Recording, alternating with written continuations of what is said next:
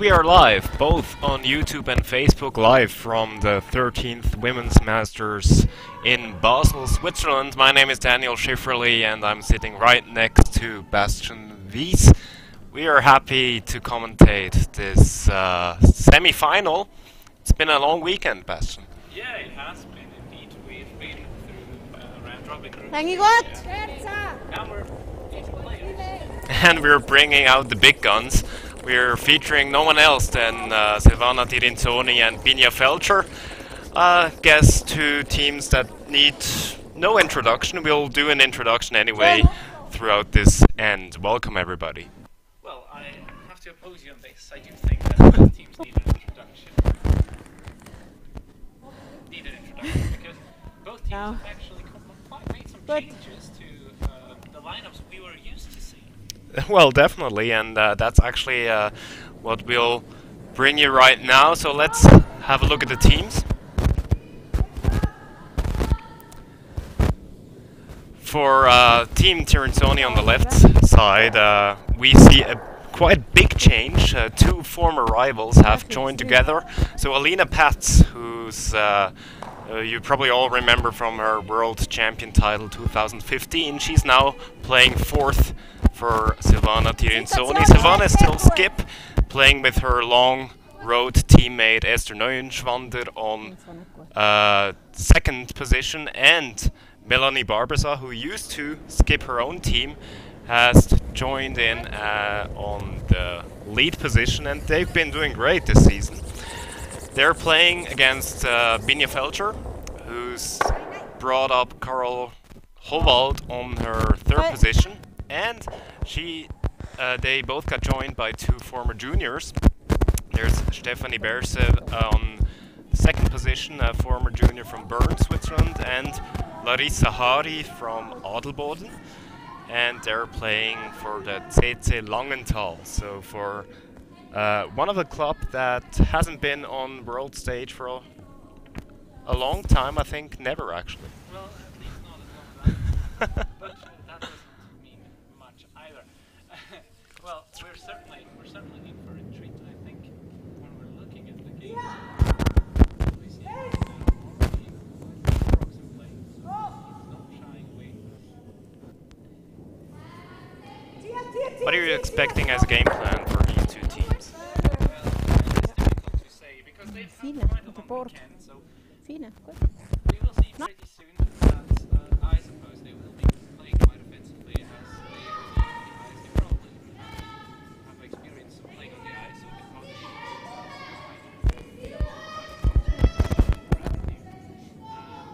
so right now I think we see a couple of takeouts here, which is certainly a reasonable choice. I mean, you're still at the very start of the game, and you certainly don't want to give up anything big. But I expect high-class curling with lots of rocks in play from both teams. Well, actually I agree, you know, both teams have very experienced skips, but I think it's the front end that makes a difference here. So there's Esther Neuenschwander, who's sweeping right now on Tirinzoni's side, who's just all about experience. She's been great all throughout the past 3 seconds, and she'll be a big difference in the front end. So I think Team Tirinzoni will come up with an offensive play, confidence, and they're in it to win it. Whereas, of course, Binia Feltscher, she has a new team, and she's always good for a surprise. No one expected her to win that first World's title, then she won a second, and she's a real game player. So if she's starting into a game that, you know, works for her, she's really, really tough to beat. Yeah, well, I'm really excited to see how the young guns, especially the culture team, will hold up against rather experienced on the other team's side. Solid. It will certainly be a challenge for them, as you do not just play in a team with a world champion just like that. It's not as simple. You have to really work a lot, and I suppose they have put in a lot of work. Well, we'll see what happens. We're right in the game. And we see Silvana Tirinzoni going for a hit and roll here, I guess. Go back! Whoa! Yeah! Whoa, whoa, whoa, whoa. And she decided to go for the double takeout, which works for her, of course. But Binia Feltscher is having the hammer, so Good she job. just created a possibility for a hit and roll for Binia Feltscher, which could actually lead to a 2-pointer in the first end. Yeah, well, first chance for Carol.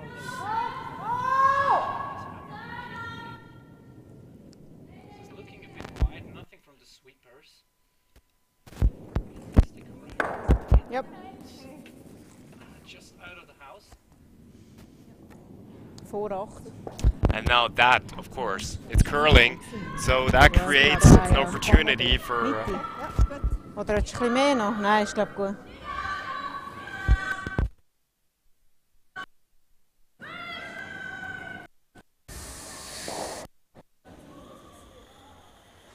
Ich glaube, es ist schon fast Max, oder? Es ist so wie vorher. Ja.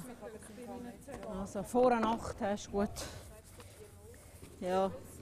Ja, 4-0 finde ich eigentlich recht gut.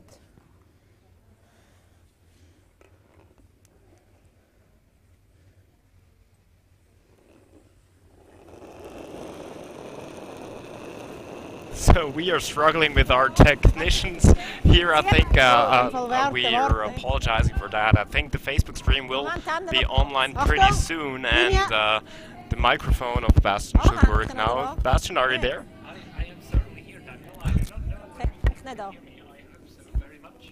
We are currently testing. So Oh, nicht zu weit hindern. please let us know in the chat if you realize there is a problem. We are always dependent on feedback because we can't always we have Gut. Gut so. or somebody in the back with tell us. Please, if you have any environments or problems with the stream, let us know so we can look after it. So I think we're online now, and we have seen Elena Pats that drew there. Was it Pats already? Yes, she was. Drew behind the T line, which is not too good. What do you think? Well, obviously, it's not the spot where you want to be. You don't.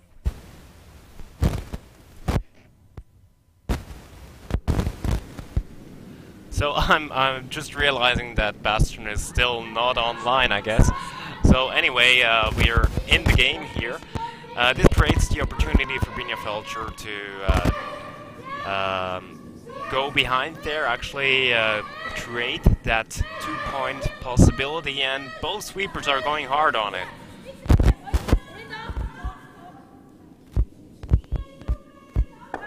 Tremendous sweeping there. They actually got it right past the guard. Yeah, the thing is though, it slipped behind the T-line, so once again the opportunity for Elena Pats to freeze on that and actually force Binia Feltscher to take a single point. Yep. Let's see whether she can manage.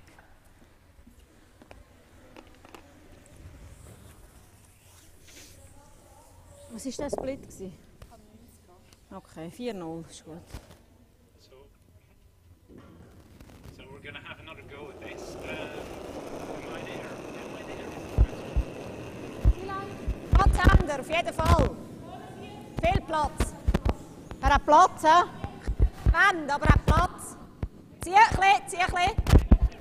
Well, I can hear you, Bastion. The question is whether all our spectators out there can hear you. Apparently not. Well, I'm with you guys, and Elena is just a little bit fast on that one. And now, the opportunity for Binia Feltscher for a double takeout and score the 2 points anyway. Well, throughout the weekend we've seen teams struggling with their draw weight, actually. It has a little bit of a history to that, and we'll come to that in a second, and I'll give you an explanation for it. Let's see first whether Binia Feltscher is able to score 2 points in the first end of the semifinal.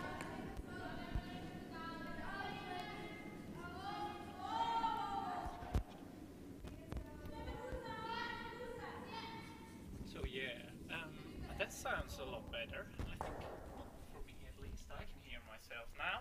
Maybe that works. So, only further tests will show. So it's a double takeout possibility even. It's a double for two. For two, yeah.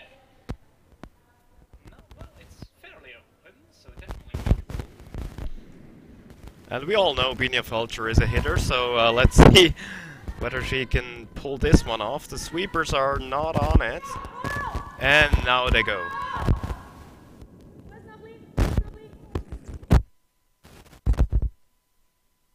Absolutely no problem there.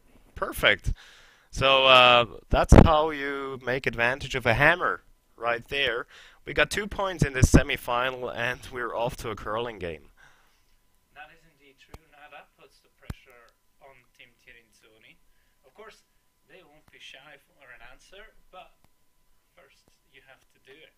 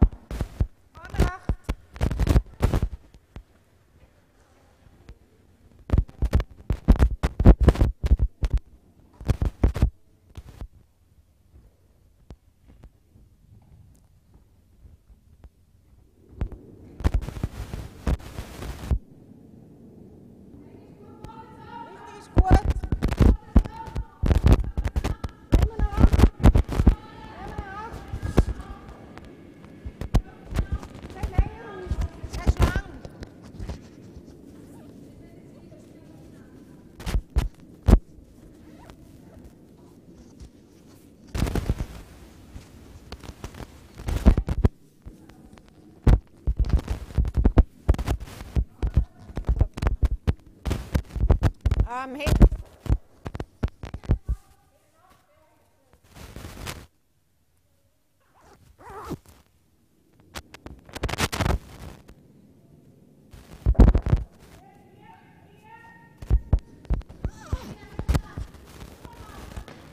Whoa, whoa.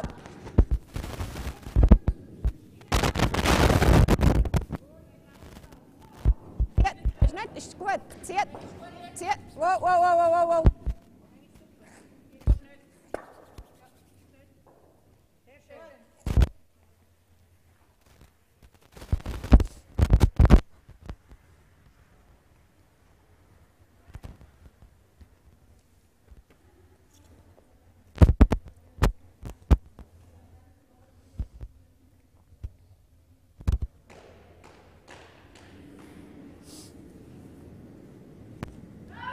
Tia!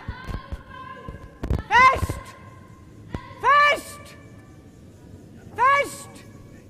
Tia, weiter. So now I think we're actually back online. Can you hear us? If you can, just put a thumb up on our Facebook chat, because we're live both on Facebook and on YouTube. And on Facebook you can actually give us feedback right instantly in the chat. Wow, that's the new technology of 2018. Well, you can do that on YouTube as well, of course. Yeah. So we are happy to answer any questions if you have any. I hope we are going out. You can hear us, hopefully. Somebody write in the chat, please. And actually, I just realized that Agnes Knochenhauer is watching. Of course, if you're following the women's curling tour, you would have expected that Team Hasselborg, the big name, is in the semi-finals here in Basel. Unfortunately, they had to call in sick just 3 days before this tournament took off, and we send our regards and hope that everything turns out well, because we've actually heard that they had to cancel the Grand Slam of next week as well. So hope you guys get well again. Yes, certainly true. Well, it's a bit unfortunate, of course, for Team Hasselborg and also for the Women's Masters, of course. I mean, it's the 13th edition, if you call that bad luck. I don't know. Well, anyway, we have two big major Swiss names here in the semi-final. And let's have a look at the situation in the house right now. Da. Ja, das ist auch gut. Weg. Well, it is definitely worth mentioning that this is an all-Swiss semi-final round. So, really, quite Swiss dominance here in Basel. Home field advantage. Home field advantage, both. And, of course, there are only 20 teams here in Basel this year. The thing is, curling is getting so big on the world, which is a good thing, of course, but there's Grand Slams, there's other events in China and all around, and the teams, they can't actually travel back and forth all together, so we have only 20 teams here, because next week there's another World Curling Tour event in Finland. And then at the next week as well, there's a Grand Slam in Canada happening, and of course there's the Beijing Open, the China Open in China, and so many teams are actually prepared to go to another continent from this place right here, or they decided, let's skip one weekend and already practice in advance in Canada, in China, wherever, and that's why we only have 20 teams right here. But we have two big names right here with Binia Feltscher and Team Tirinzoni. Yeah, he can stick there. Well, you said it, there is a full timetable to come. Well, a couple of years back we would say that the Women's Masters and also the Swiss Cup Basel, which was last week for the men's, would be one of the first tournaments on the tour, and now this has drastically changed. Oh, it definitely did change, and you can see it with those two teams. They've been on the ice quite a bit, especially Team Tirinzoni has been in a Grand Slam final already, and it shows. Let's see whether she can manage a double takeout here. She wants to slip behind the guard, if I guess it right, and it has a curl. Nothing from the sweepers. Will it just get around? No, we'll hit it on the inside. So they're not as on fire as we expected them to be. Well, both teams taking it kind of carefully, I suppose. On the other hand, there is also, when you're playing a team like your opposition in this case, maybe both teams say, well, let's take it a bit slow, and you know, it's the first or second end, and you do not need to take the huge risks at the very start. Yeah, but let's look at the shot Silvana just played. That's not that big risk. It just, you know, it was just a miss because they not sure on the ice conditions. They're not sure how much ice they should give, which, you know, right now it's all in favor for Team Feltscher. She's bringing her shots. She's not missing much right now. Yeah, that is true, and of course she is perfectly set up for a force here. I mean, the house is open.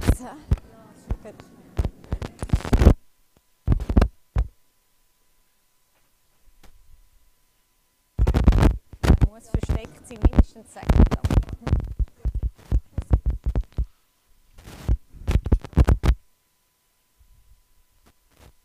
Yeah, so please excuse our difficulties here. We're still happy that you guys watch. Sometimes you'll hear us, sometimes we're fading out. As long as you can hear what's happening on the ice, I guess that's good. And, you know, it's all about visuals, so as long as you can see the rocks, we're happy too.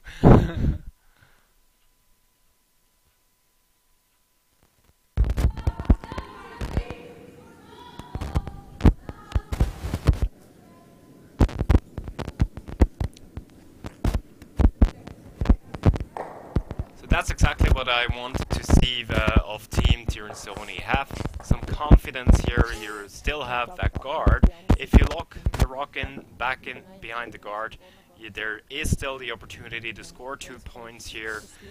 She attempted it. It didn't work out. The forefoot will still be open for a single point in the end. But what you need is confidence. Yeah, definitely. So I mean, one guard is enough to score 2 with hammer.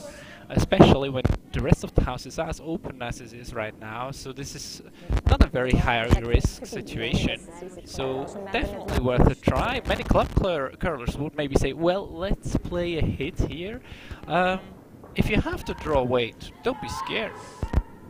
Exactly, and that's right the moment where club curlers can learn a lot from these teams we have on the ice here, because you always look at the entire situation and what rocks your skip is going to have to play. Ja, genau. Gut, sicher liegen bleiben. Ist gut. Von dieser Seite.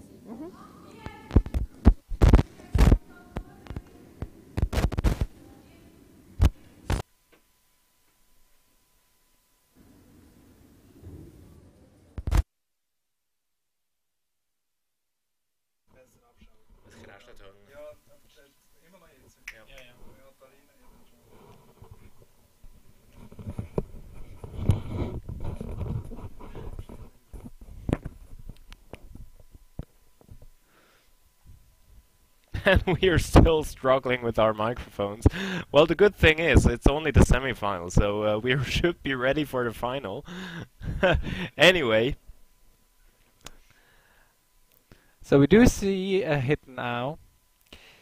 Certainly the sensible choice. Hidden roll attempt behind the cover, but doesn't work out either. Once again, a miss from Elena Pats.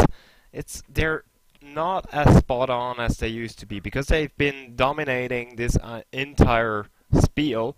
So it's somewhat surprising that they're struggling, but as I said before, they're quite difficult ice conditions, and the history to that is the ice technician of Basel here has been injured. He had a heavy injury just a couple of days ago, and so they had to call in an extra ice master who's not used to the ice arena here, and certainly he did his best, but we've been seeing, especially on the draw side, that the teams are struggling. They're not as accurate as we're used to see. Well, on the other hand, you see here who is a really good curler. Reading ice and adapting to ice conditions is a vital part of the game. So, I mean, of course it's nice to play on Grand Slam ice with 5 feet of curl, but if you can't do the club ice, well, are you really one of the best?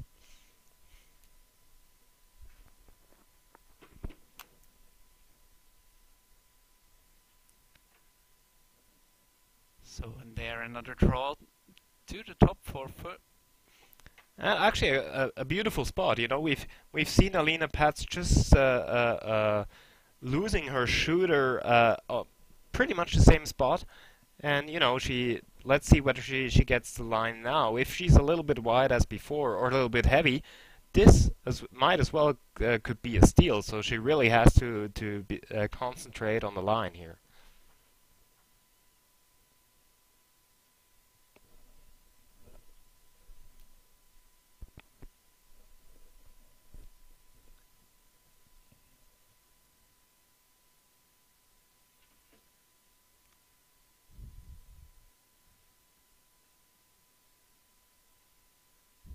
So there's another hit attempt, hit stick, so that's single.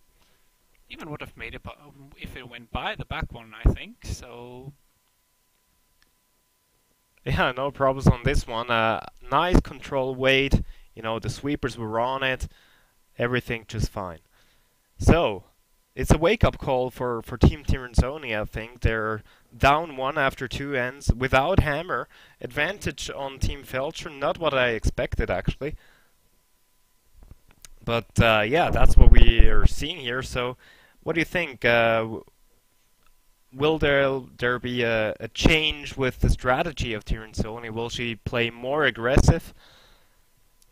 Well, I'm pretty certain we'll see the center guard now coming up and trying to go around it. What is actually a more interesting question is, what will Binia Feltscher do? She will probably go right around it. The more offensive version of that will of course be playing your own corner guard, but I think it's a race to the middle in this end. Well, actually, we, as a quick reminder, we are playing the 5-rock rule here, so offensive play has become a little bit easier. So let's. Usually, we see that games are quite narrow. You know that just little misses can make all the difference. And let's see how accurate these teams can play on the guards here.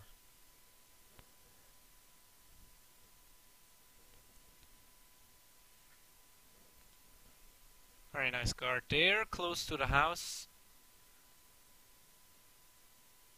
And we're seeing a corner guard.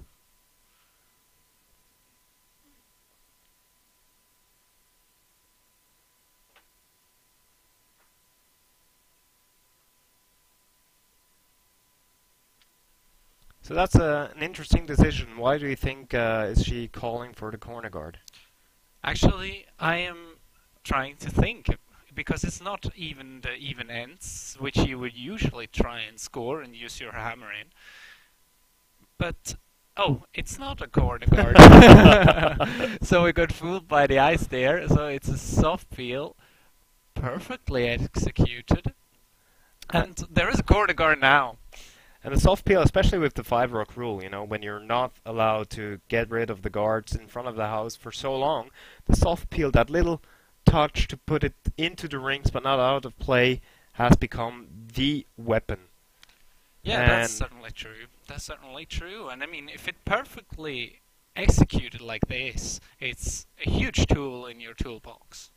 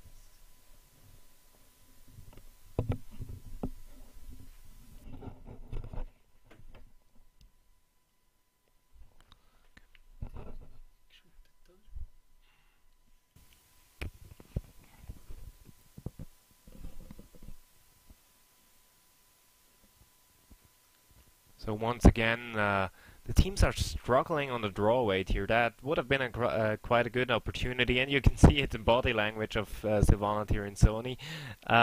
Not what we've seen from her this season, actually, because this season, with the addition of the 2 young players, she got a lot of her tension away, And all the pictures you see, all the footage you see from Grand Slams, from tournaments overseas, they're all smiles. They're all smiling, and they seem to be quite confident, but not right now, of course. They're behind, and you can see it in the body language. What do you think?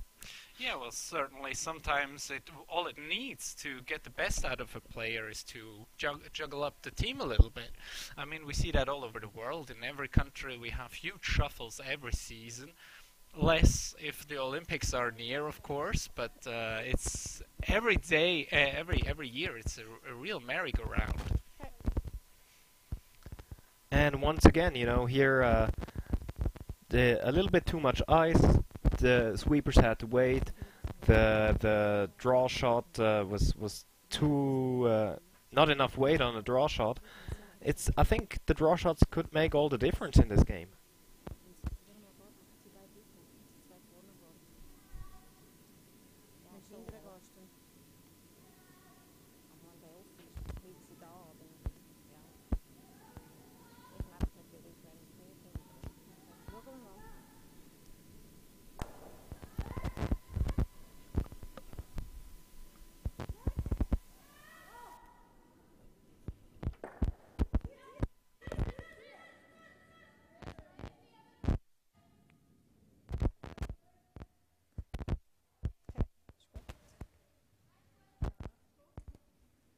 Solid. Ja.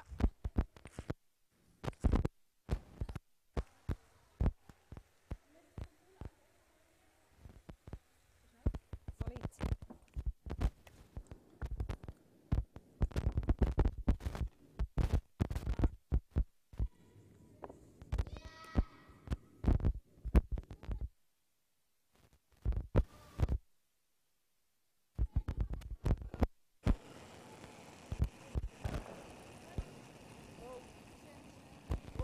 Achtung! Fest! Fest! Fest!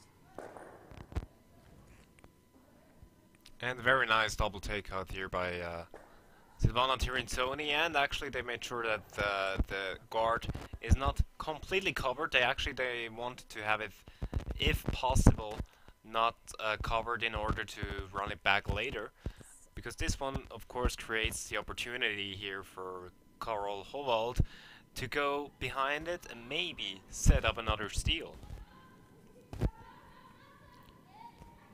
Well, they do not need to steal, Daniel. Oh. They do have hammer. Of course. But certainly a good chance to come around the corner guard.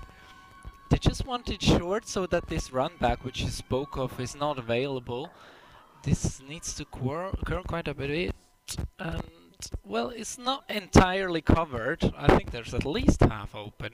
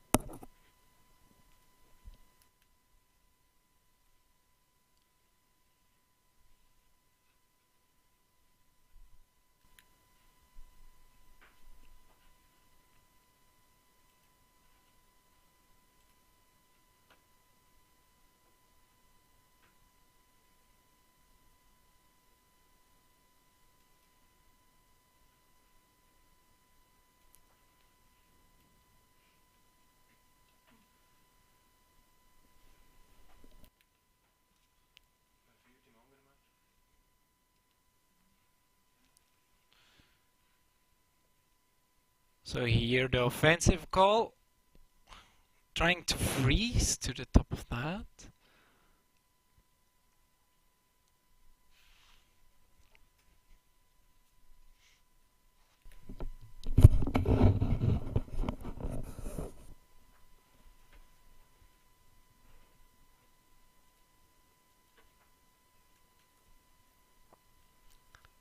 So what do you think, Bastian? Was that the right call to play the light tap back there, or did she just... Well, I mean, it's a possibility. You can always play the hit and roll, which they were also debating, hit and roll away to not take any risks. I think with this shot, you really have a chance to get in there and score even. And here, Well, there's it a wreck on the appears. guard. Well, it appears actually Karl Howald was sweeping the path of the rock, so it appears that this one actually caught a little bit of debris on the ice. That's unfortunate, of course.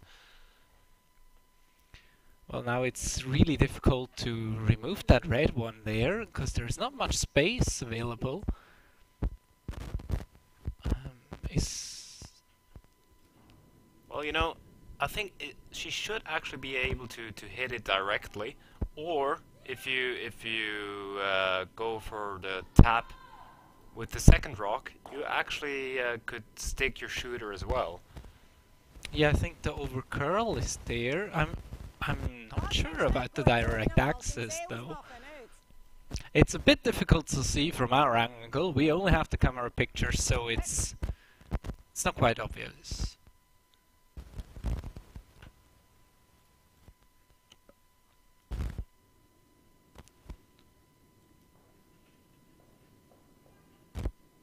Wartet. Linie am Ende warten. Line is a little bit wide. Schnell auf der roten Guard. Still on the guard right now. Wo kannst nicht, Milli, wart. Sweepers are called Wow, off. wow, wow, wow. Oh, ist immer noch auf der Guard. And jams on the guard, Okay, so. settles down and locks up everything. Gute Länge. Okay, so. Ja, ist gut. So there's not a lot of curl happening on the ice, and especially Team Tirinzoni right now is struggling with it.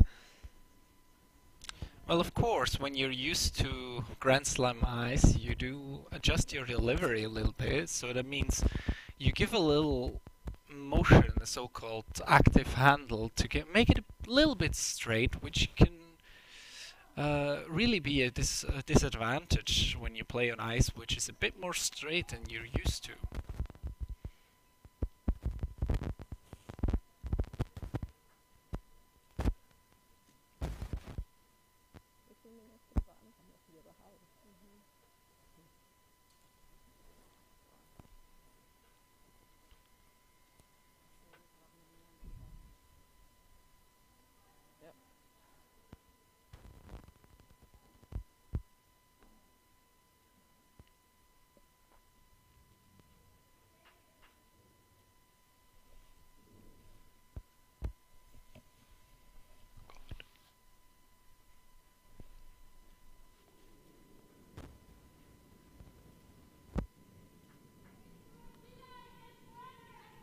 So I'm not quite sure what we see Binia Feltscher play here.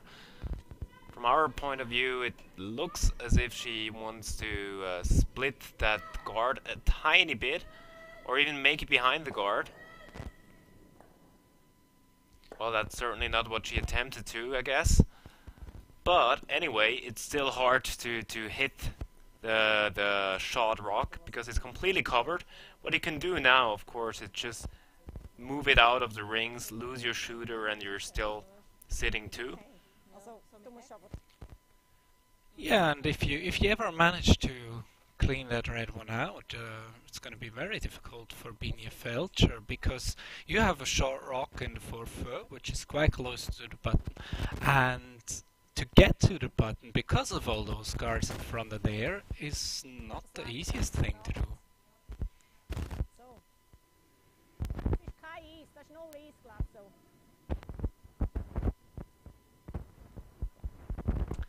Now, actually, we heard Silvana Tirinzoni say to Elena that she's giving 0 ice right now, so she thinks it's not gonna curl a lot, actually just nothing with that ice right there, and that gives us an indicator of how much it curls, or let's say how that it doesn't curl a lot actually. Yeah, and it will also be interesting to see her release. Not quite as active as I would have expected, at least from this perspective. Da bleiben, ziehen! Wow, wow, wow, wow, wow. And They have to make the port. There is not a whole lot of space, but enough for Silvana Tirinzoni. Perfectly executed. That's exactly what she was looking for. And as you just mentioned, the port is not that big, especially if you want to draw through it. Yeah, I think Binia Feltscher will have no choice but to attempt the same rock she tried to play before and come behind that red center-ish corner guard and maybe make it to the side of a button. I don't think that's possible. I think you're drawing for a single steal, basically.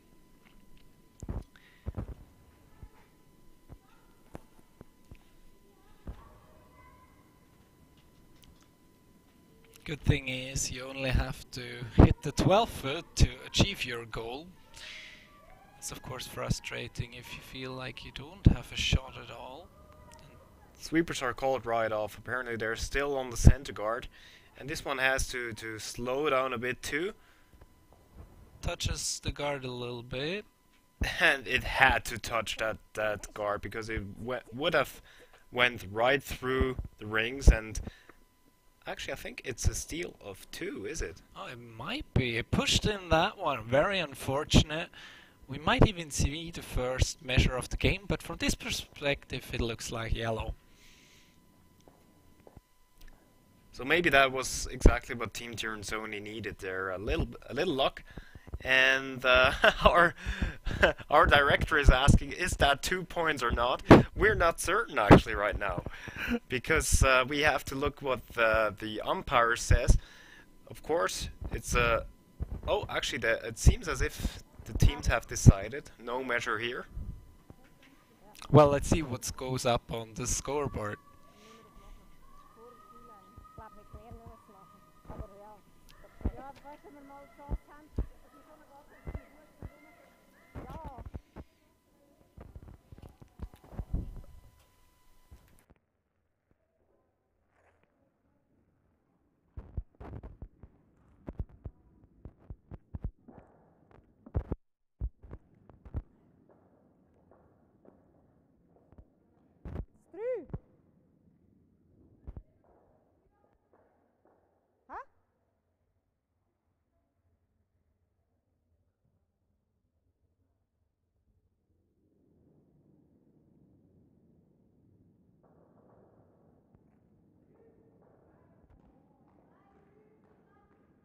Sehr nah wäre gut.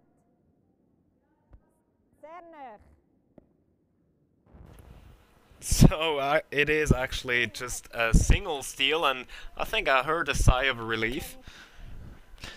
Yeah, of course. I mean, if you're one up with hammer, like a steal at this stage in the game is like the maximum you can take. If there is a second one, then momentum really starts to shift, and you do not want that to happen.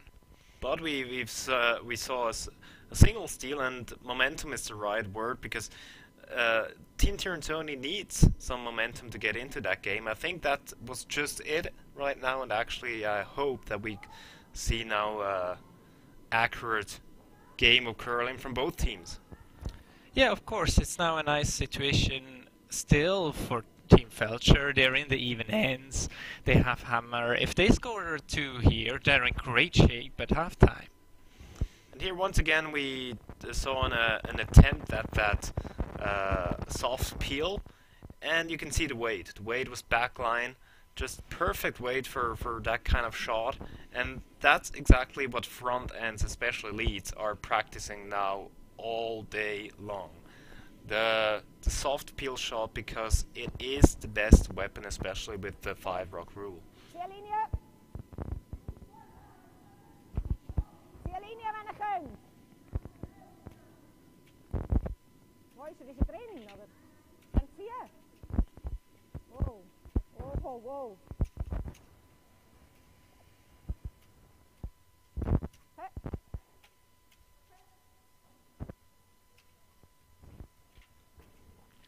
And just to give you a quick update what's happening in the other semi-final, we have Elena Stern playing against Ursi Hegner, both Swiss teams, and Elena Stern opened up with a 2-point lead, and I think Egner scored in the second end 1 point, so they're now at 2-1 in favor of Elena Stern.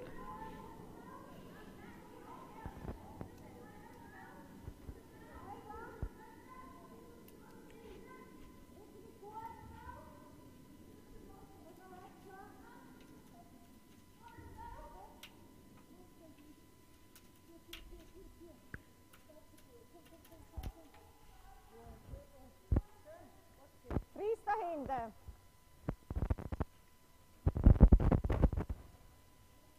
Also nein, lieber hinten nach.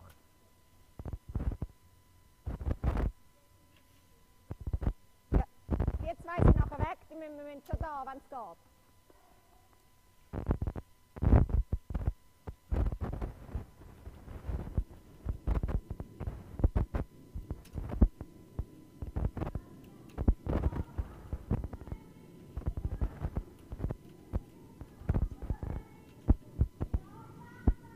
Die Linie ist gut. Oh, noch Länge. Oh. Oh.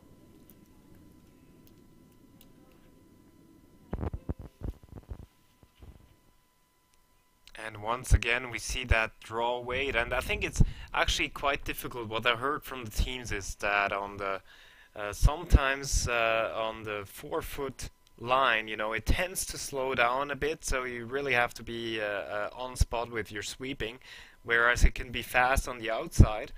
And I think that's exactly what happened here. She was a little bit wide, so on the outside it was quite fast, and then as it slowed down, it just sticked in the back of the rings. Certainly not what she was looking for. No, definitely not. You would have liked to apply some pressure, get into the top 4-foot area, control zone basically, where you have most of those situations in which end is decided in. And this one is a bit shorter than we would have expected, but I mean it closes up everything, makes it difficult for Silvana Tirinzoni. Yeah, actually, she just realized, oh, there's a lot of rocks in play, and you know, with the 5-rock rule, you're used to run back your center guards, as there's 2 center guards right next to each other. That is actually quite difficult to be accurate on the run back if they're stick to each other, glued to each other, next to each other. So. You know, things are not easy for her right now.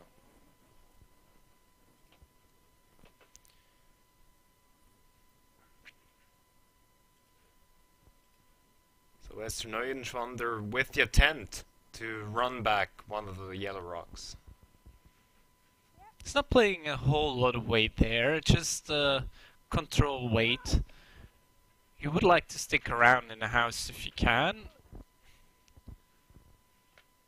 Some directional sweeping there, hit and stick. Maybe even a bit too short. I think they were actually surprised on how short it was, but then again, you know, that was the call. You know, she wanted to keep the shooter, and you know, create possibilities for more runbacks. That certainly she pulled off. But then again, there's a shot rock covered behind 2 guards on the dolly. Yeah, and the reds in there are starting to pile up. I mean, we're on 3 already. This is the 4th coming in, if it sticks around. So you have to be careful, because sometimes it only takes 1 rock and your opponent will score those 4.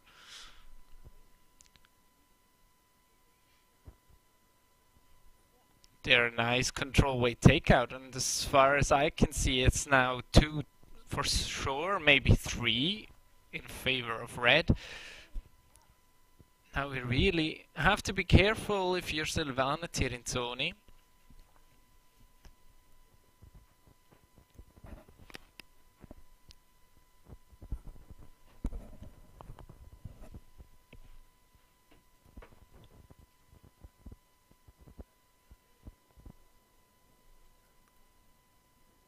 So Silvana Tirinzoni needs to move some granite here. There's already 3 red rocks in the rings, and they're sitting quite nice. Sweepers are called off, and it appears as if Silvana Tirinzoni is a little bit too wide. Well, she moves the shot rock at least off the button, so it's not covered anymore, but still, shot rock and second shot, both in favor of Team Feltscher, who's having a hammer in this end. Yeah, and if Binia Feltscher manages to replace the rock that was just moved, they're in great shape to score multiple points here. Yeah, actually, you know, that's we've been saying that throughout the entire game. So if we sum up the first 3 ends, we can say that, you know, Team Tirinzoni, they came up confident, as we expected them to be, called confident, but didn't execute. They were struggling on both takeouts and especially the draw weights, and Binia Feltscher was not afraid to make use of that, and now we can see exactly that happening again. Top forefoot, a little bit, let's say, you know, the perfect rock will be 1 length of a rock shorter than this one, but still, behind the guard, draw weight is there, and they're making a lot of pressure on Team Tirinzoni. Yeah, I think they also wanted to get completely covered to make it as difficult as possible to play at the now shot stone.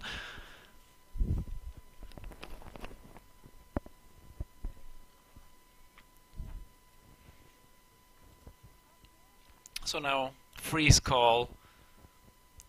If this is executed perfectly, is a risk, but if you ever manage to get to the face of this one, you're looking good for a force. Yeah, you bet, but you know, they're running out of options. They have to play this one. That is true. At some point in an end, you have to recognize when the hitting comes too late, and this is certainly one of those situations. Doesn't look light. It's a bit too heavy, and it actually spills out of the forefoot. Well, it's all about the weight, eh?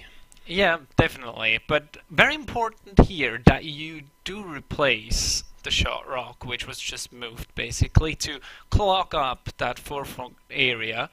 You do not want your opposition to get in there, because only 1 yellow stone can turn the end. Right here, people might think, well, let's hit and roll on the yellow. Well, you do not gain anything from doing that. And you know, we're already at 3rd rock, so if Karl Hobold gets at least partially covered, you know, top forefoot, if not even 8 foot is fine, then they're in really good shape. And yeah, did you hear that? That was a sigh of relief, right up. I heard Silvana saying, "Oh yes, it's gonna hit. It's gonna hit." Well, of course, she didn't say that, but Karl Hobold actually created an opportunity for Team Tirinzoni to get right back into that end here.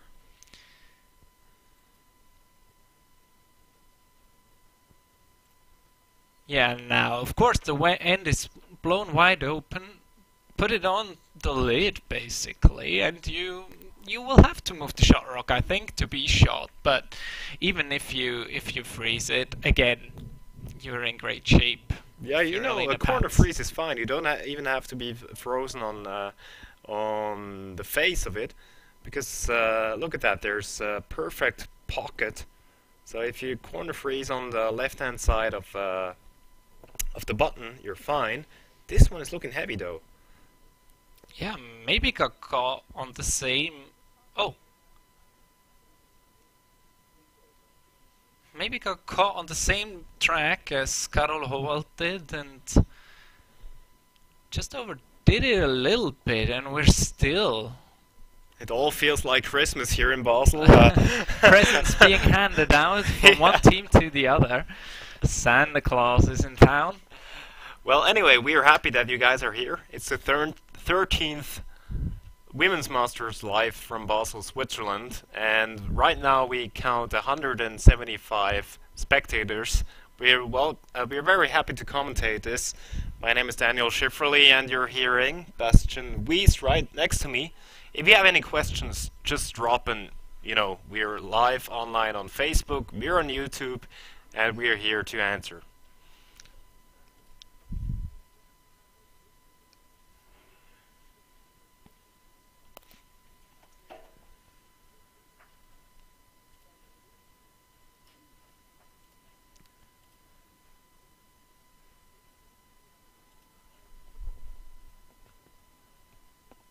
So I wonder, will we just see the guard or the top 12-foot rock here? I did not see the call. Well, the better call would certainly be the top 12, because you want to make sure that the run back is not available there. And I think, Binia has been very confident on the draw weight, so that is actually what she's attempting. And she's going right into second position there. Wow. But judging from the sweeper's reaction, it was not quite planned that way, but I think it pays off.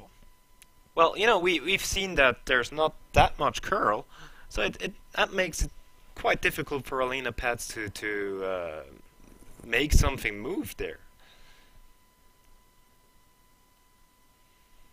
Yeah, and you cannot see the full rock that is now lying on just in front of the T-line, or partially covering the T-line. Only a corner of it, I'd say.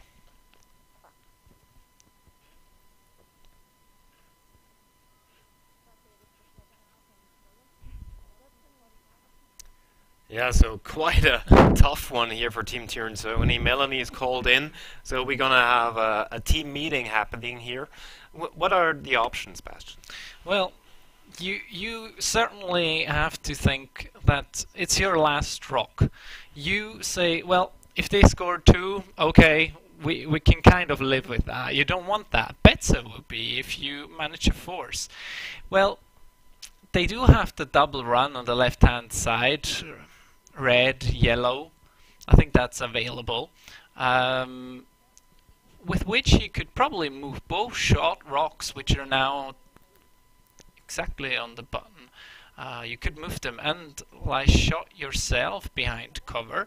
That's not an easy shot. There's of course a run back right on the center line as well, if you really have to move some granite, but once again, as you said, no easy shot. Yeah, I think the run back on the center line is quite difficult because you have your own yellow in the way, so it takes away even just a little bit of the margin of error, which is already very small. I think the right hand red yellow combo, if you want to play the run back, would be easier. Now, but then again, do we really have to move some granite, or can we just play quiet, wait, maybe a tap back to the forefoot, and that's what they're deciding on? Yeah, I think if you come in with, let's say, back 8, maybe just back 12 weight, you might be able to move both shot rocks, just so you might end up shot, but certainly you will be second, and it will be very difficult for your opposition to ever remove that. And the lesson here that can be learned by club curlers is always do the risk versus reward game. Always ask, is it really worth to play a difficult run back to move granite, or can we just play the, well, let's say in brackets, easy tap, wait, and actually attempt just the same. The sweepers are on it. This is looking good. But will it be enough? No, not enough weight. Well, actually, the line was perfect, because we didn't see a hell lot of curl throughout the game, so the line was perfect on this one. But as we can see in the replay right now, the weight was just not enough to move. But then again, on a positive note, how do you score 3 here? Well, that is close to impossible, if not impossible, because I don't think you can draw anywhere in the forefoot, and playing a takeout in this situation is certainly too risky to do at this stage in the game. Especially, you already have to, so you basically achieve the goal for the end, which is of course with hammer score 2. I think this is the sensible choice, just throw the rock away. There's nothing good coming from it. Well, you say it's a sensible choice, but it's actually something you rarely see in the tour, because this one would have been a perfect opportunity to actually test out a line you haven't seen before. Like, we've seen all rocks being played throughout the game in the center. We barely see an attempt to go inside out, draw behind, let's say, a corner guard on the 8-foot line, and this one would have been a perfect opportunity for Binia Feltscher. You know, be happy with 2 points, but you know, look how it curls, what we can do playing inside out, test it out. So throw away a rock is a very old school way to do it. Well, I mean, it's all up to personal preference, and I think I have to say that Binia Feltscher is probably experienced enough to make this call herself. And I mean, you are in the driving seat. It's also kind of maybe a mental game that you're demonstrating your opponent, hey, I can throw this rock away and beat you anyway. Yeah, definitely. I mean, we're at halftime and you're up 2, so you're 2 up with an equal amount of hammers, if you will. It certainly sends out a message, that's true. And, you know, this message that is being sent is representing the entire game. Binia Feltscher is right there where she wants to be, in control of this game. And Silvana Tirinzoni, the big favorite actually, is struggling. Yeah, and especially after that steal in the third, we would have thought, well, let's see, this could really be a game. But Binia Feltscher really managed to pull it back, and with a couple of nice shots there, getting so we've clocked deuce. We've all been talking about, you know, the Feltscher and Tirinzoni, so the skips. But actually, what is interesting to see is the front end. You know, on an international stage, Larissa Hari and Stephanie Berse were no names until now. Now they're playing with Binia Feltscher, and they're doing a good job. We see soft peels, we see accurate guards, we see takeouts. I'm impressed. Yes, certainly. I mean, they are learning from one of the best, so you would expect a certain performance. And also, I think I have to say that when you're playing with an experienced player like that, they can give you so much confidence. It's when your team is playing well, you will automatically play better as well. So I think this whole team is working out just fine at the very moment. Yeah, I think so too. Actually, many people were discussing that beforehand. You know, because Binia Feltscher used to have the perfect team. You know, just character-wise, they used to have like the Joker, the serious one, everyone, and they worked out just fine too. World Championship titles, and now 2 players step back from the elite, and Irene Shori, of course, is having her own team. Here goes a shout out to the Swiss mixed team in Kelowna. And anyway, people are discussing should Binia continue or not, and she's doing just fine, I think. Yeah, as we've already discussed, sometimes a new player, a new face. I mean, Binia Feltscher has been playing with Carol Howald for a while. She's played lead, and even before that she was an alternate for the team, so it's not all new. And, I mean, for the youngsters, it's of course a great opportunity.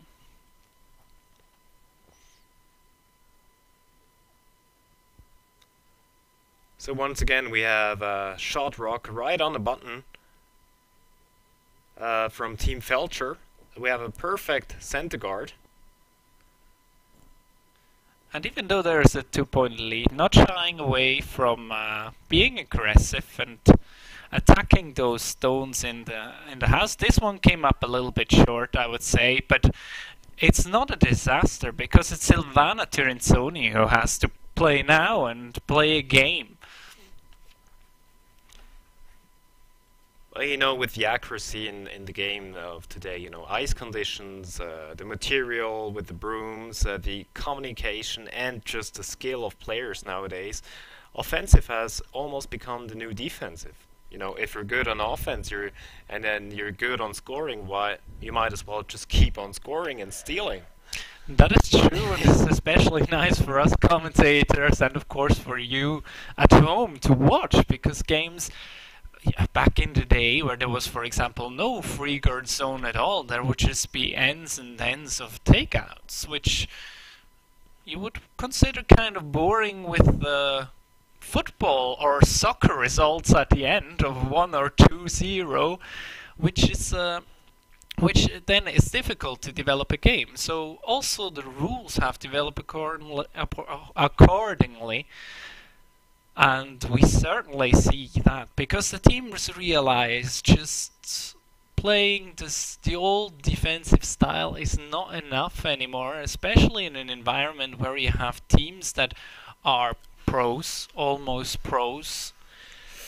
And it's the second rock just picking up debris right now. So that's unfortunate. You know, could be really a game changer in this end, because Team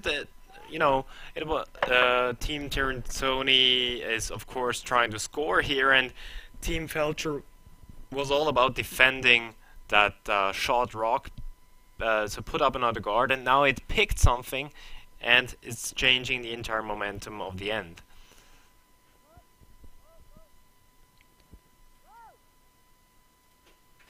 So now there is an opening to remove that short rock.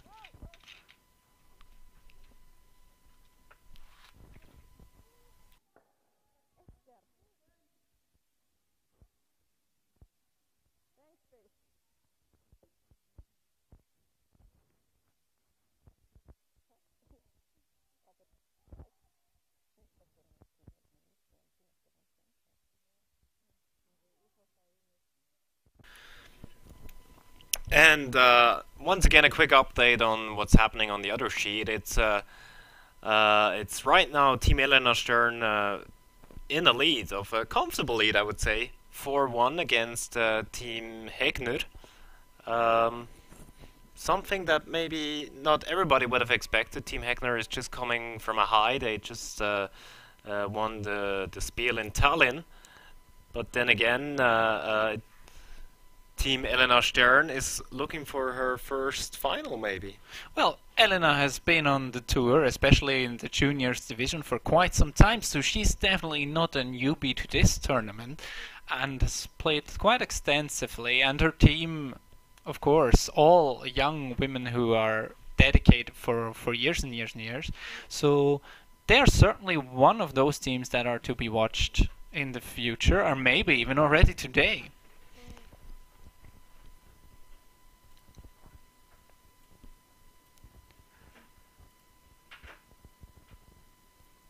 So we've really seen a change with that rock that picked here. It created an opportunity actually now for Silvana Tirinzoni for a straight run back and sit two, one of them even behind a guard.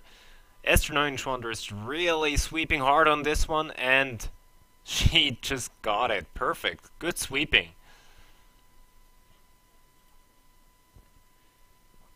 Yeah, is it show? No, it's second rock. It's definitely dead buried. You cannot see anything from the hack, which of course is always a nice plus.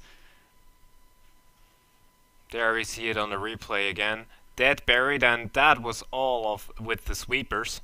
So good job on the sweeping right there. Big momentum change now. Actually, now it's Team Feltscher trying to make sure that only one is scored, and it will sit wide open. Yes, so now Silvana Tirinzoni will kind of have to make a play at this to get her top 12-foot rock back into play, into scoring. No, I don't. Position, actually, but they might play the come around here for actually, the start. I think they're opting for the come around. You know, they sense the possibility to score more than two, and it's wake up call. They have to, if they have a possibility to, they have to take it.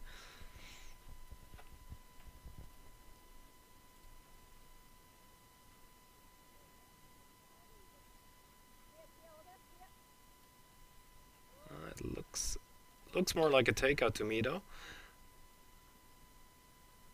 You know, I think, well, if you wanted to play around the corner guard, I think right now would have been the time to do so.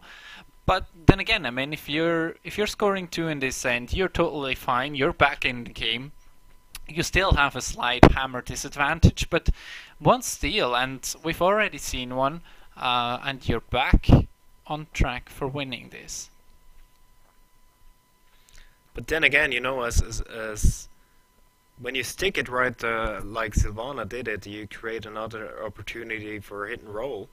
So it's, you know, it's going back and forth, and it's the thing is, who's the first behind the center guard?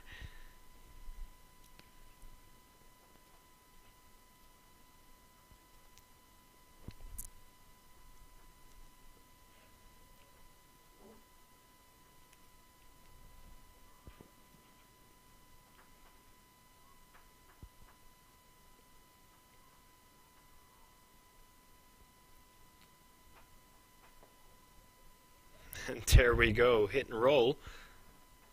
Sits short rock.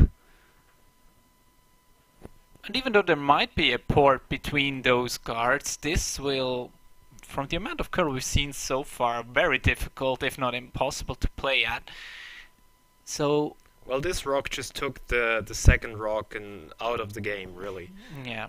On the other hand, we have to say for Team Tirinzoni, there is still enough space. It's only the 12-foot area that's kind of blocked off by that back 12-foot short rock. So any come around to the 8-foot will do to be a possible score.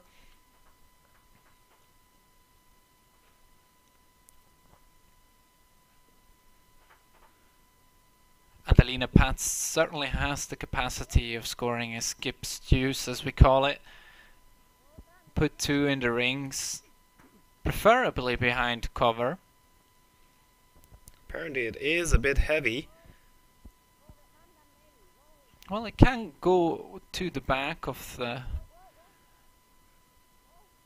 Melanie Barbers are trying to do some directional sweeping here. Well, I think it worked out quite well. Maybe would have liked to curl another 10 centimeters or so. And you certainly would have wanted that either back 8 or in front of the 8-foot, but not on the T-line or just behind the T-line as it is right now. Yeah, if Silvana Tirinzoni ever manages to overcurl ever so slightly, then it's difficult news. You mean Binia Feltscher, of course, yeah. Sorry.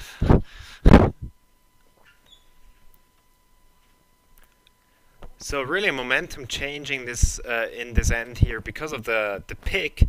Actually, it got suddenly all offensive. And, well, let's see.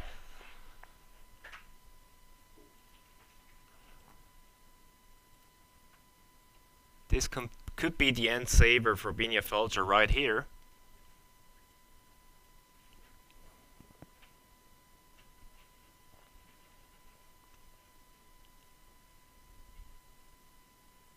Last rock in the 5th end of Binia Feltscher. She's trying to come around that guard and hopefully just sitting freeze, corner freeze on the inside, so that she's biting the 4-foot if possible, but this one is very wide. Do you think that those players do adjust their release a little bit in order to get a little bit more curl? Well, actually, you know, I'm not sure. Especially on you know, on ice that curls a lot, you can make a difference if you let's say you want to go through a port and put on maybe 1 or 1.5 rotations more on the rock. You can make a difference, but make it curl more is always a guessing game. You know, if you're let's say we bet on losing a little bit of the rotation so that it gets completely covered in the end. Well, how do you actually adjust it that it just loses the rotation just in the right moment, right? That is certainly true. So I don't think that they adjust the rotation to make it curl more. They do it to make it curl less. Okay. Well, that's certainly something interesting to hear for our viewers at home. I mean, for those of you who don't know, Daniel is actually quite an experienced curler, having medaled at several Swiss championships, if I remember correctly. Now I'm getting red. Now I'm blushing. No, you're not. Oh, yeah, you are a little bit, but nobody knows whether that is because of the commentating. And in our game, we have 2 points for Team Tirinzoni, and they're Exactly. right back in this semi-final. We're in the 6th end, so it's going towards an even play in the 6th. Yeah, 4-4. It's a nice game we got going. I suppose Team Feltscher will do a lot to score in this, and make sure that you make use of your hammer now. Even a single point would not be a disaster, because that would usually imply that you will have to hammer again in the 8th, last and decisive end. So what do you think? What is Team Feltscher playing? Well, it depends a little bit, of course. I suppose there will be the center guard going up for Team Tirinzoni, Quite certainly. as they would like to apply some pressure from the start and make scoring area in the center of the house as small as possible. Judging from what we've seen so far, there is a good chance of another corner guard coming up. Simply because we've seen that in the, I think, I bet you it's going to in be the a soft third- peel. the third. Well, that's also possible. That's true, actually. You're thinking better than me. We were probably going to see that soft peel.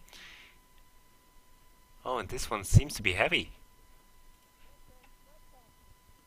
Just stops in front of the house.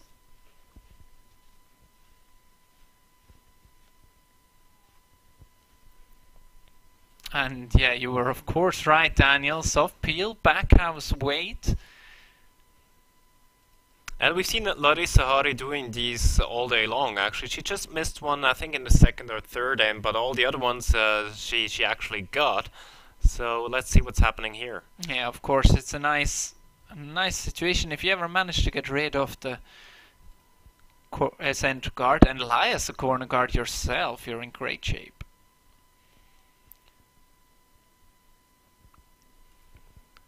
Hit and roll it. Corner guard is there. Rock in the house. What could you wish for more? Yeah, that is actually just perfect. And we've spoken about rotation. Many teams play that soft peel with a lot of rotation. You know, if you just put the broom right center on that rock and put a lot of rotation on it, you get a movement out of the shooter as well, you know, because it spins away. And you know, if you practice it, it can be quite easy. She played it here with a direct hit, so no over curl, directly into the rock, and just perfect execution, really. Yeah, I think the direct hit without over curl is probably the version we see the most often. I've not seen many over curling soft peels, at least not intentionally. Of course, it's always nice if your soft curls too much. You have a second chance on the other side.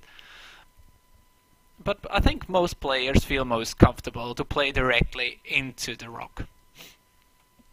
So now we see the hit.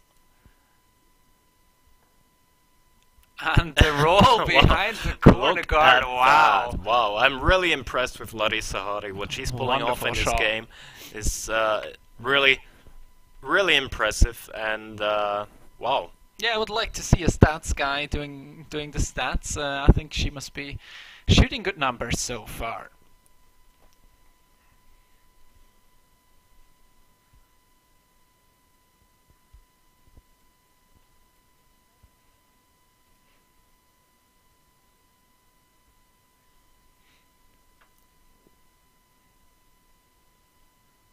This one needs to curl. They're trying to tap back the center. No, actually, of course, they're putting up another guard. I think that wasn't the call. No, I think they wanted to come around it, and this is very unfortunate because the double clear, which is now available, is not very difficult. There is not that much separation between those two rocks. Stefanie Berse with the attempt of a double peel. And once again, is Team Feltscher in full control of this end? Question is, has this curled too much? No, opens up everything, even sticks around as another corner guard, even Overbear is now the right hand yellow, so really great shape. I think Silvana Tirinzoni will now be forced to follow around the corner, and we all know how dangerous that can be. Well, I think, it's a bit early. It's still Esther 9 Schwander playing, so you could always decide on okay, we stick to the playing up center guards. There's a lot of granite in the way already. You could have decided on, let's say, put a center guard right next to the red corner guard and make it difficult to lose the shooter if you peel afterwards. But they actually decided on the draw as you intended, and that makes, I think Team Feltscher is actually happy with that call. Yeah, I think so too. Maybe the idea behind it is get into the house, apply some pressure, even if it's not much, because if you keep throwing up center guards, then the clear is mostly not very difficult. Of course, as you mentioned correctly, there's a lot of granite, but depending on where this rock lies, the clear will usually not stick around. Or you cannot expect that on this level. And here, this really should be shot rock to make it more difficult to Team Tirinzoni, and that is actually quite a good shot. Yeah, it's a great shot again. Closes up everything. Even if they try to come around now, if Silvana Tirinzoni tries to come around at all, I think there's always a piece available. Yeah, but we've seen the entire game that it's not curling that much, so it's really difficult, if not even impossible, to get buried behind that shot rock, and the scoring area is getting smaller and smaller.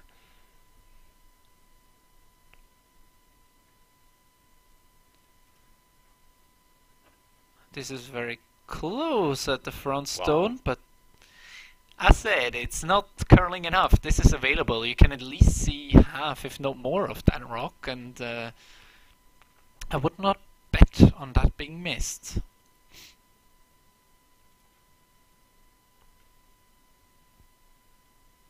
So, with that, it's really not curling that much. So do you agree that it probably was the wrong decision to play the draw with Esther? Well, I think it is almost impossible to put that in a perfect spot, because even if you come around it all, you're always going to be behind the T-line, which means your opposition will have no problem freezing right onto it as well. So you're not really applying pressure in any way. Now, what would interest me is how available is the top 8-foot red rock, because that changes a lot, of course. If you have full visibility of that, you can raise it straight back, and then basically the whole area behind it is useless for Team Tirinzoni. You need to make something happen in front of the house, which would bring us back to the center guards. Maybe she was also hoping slowly but gradually moving to the center with all the rocks in play. And tremendous sweeping here. They got it actually by good sweeping action there. It would have been dead if that one hit the guard. So now, where do you roll with this one? You can...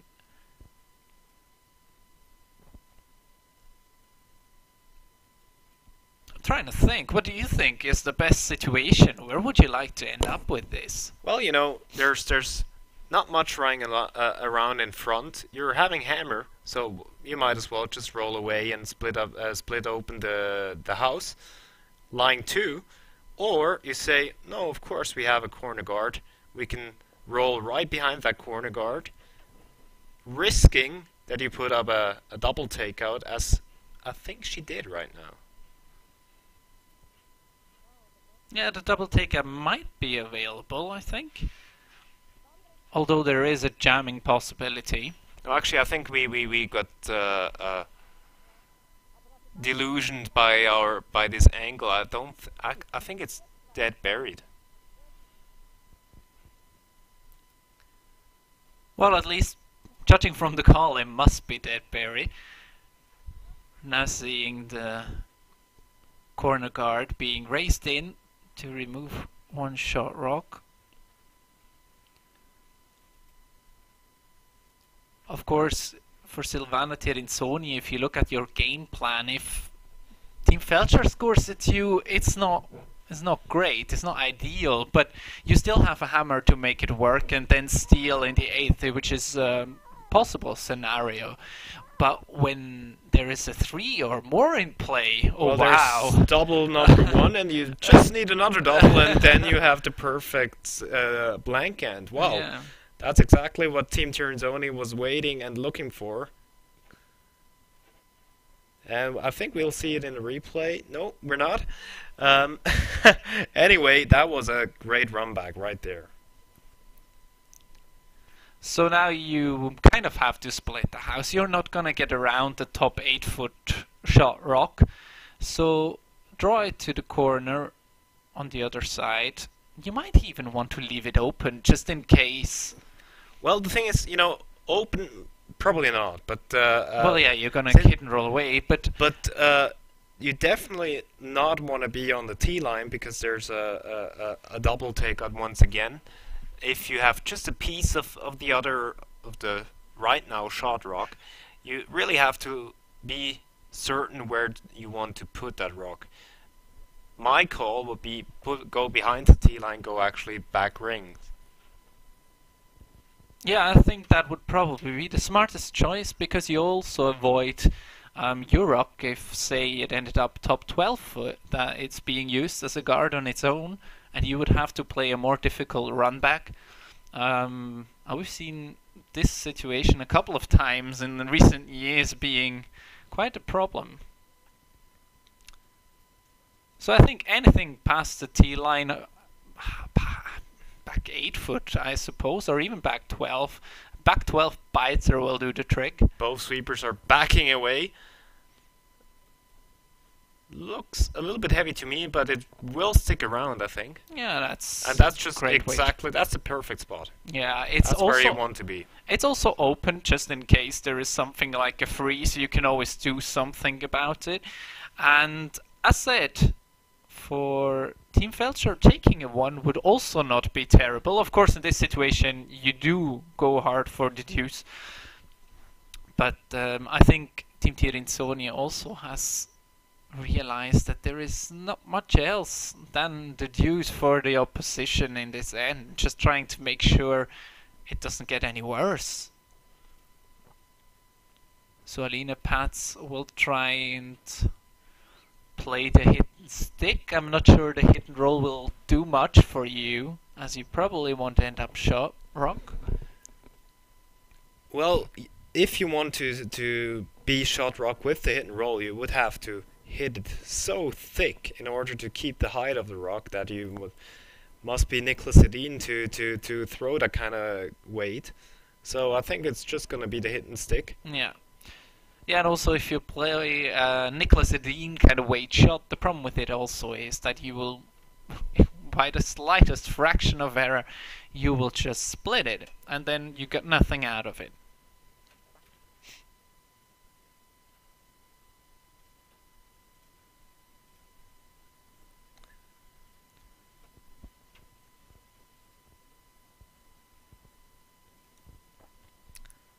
So we have Binia Feltscher in the 6th end with the, let's say, very good opportunity for skips deuce and for maybe even game decisive end. Yeah, most certainly. And I have to say I'm impressed by the hammer efficiency. I mean, yes, there was a steal along the way, but this would make the 3rd deuce. And they've only scored deuces so far. Hit and roll and sticks around for 2. And really, we have to say, you know, what we see on the scoreboard now is just a result of accuracy.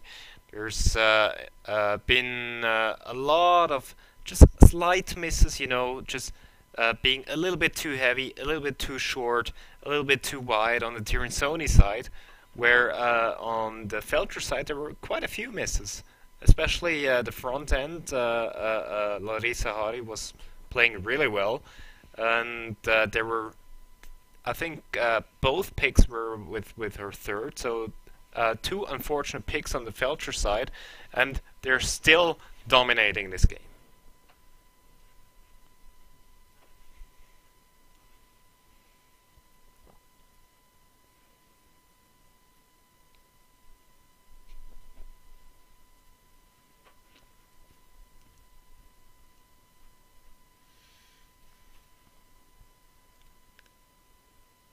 So it's really all or nothing now for Team Tirinzoni. Yeah, I think you have to score two here. If you're not gonna score two here, let's say you're being forced to one. Of course, you can steal and steal again in the extra end, but that's gonna be very tough because the steal they already had in the third end was, of course, there was a couple of mistakes there, but I don't see Team Feltscher giving away a steal easily at this rate. Yeah, actually, you can see it right here. That's the first time she called for a draw in that game, so there was the strategy change. Of course, knowing that the seventh end is the second last end, and even though it's not right on the center line, the weight was once again perfect by Larissa Hari, and already off to a good start, I'd say.